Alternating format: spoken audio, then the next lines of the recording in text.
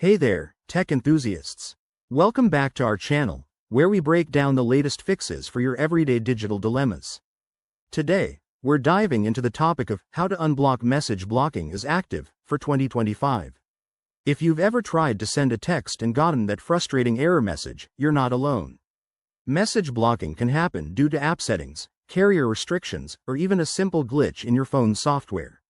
But don't worry, I'll guide you through this step by step, so you can get back to chatting in no time. This is especially relevant for 2025 updates on Android and iOS devices, which have made these features even more user-friendly. First things first, let's understand what message blocking as active means. It's usually a notification that prevents you from sending or receiving texts, often because a contact is blocked, your carrier has restrictions, or permissions are off. To start, grab your phone and open the Settings app.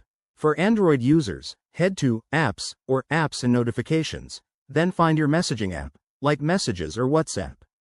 Tap on it, go to Permissions, and make sure messaging permissions are enabled.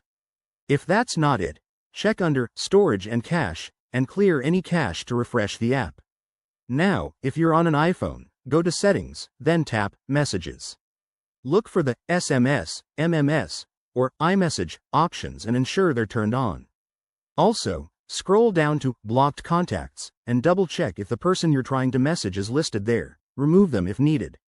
For carrier-related blocks, you might need to contact your service provider, but in 2025, many phones have a built-in diagnostic tool under Settings greater than About Phone or System to run a network check. Once you've made these changes, restart your phone to apply them properly.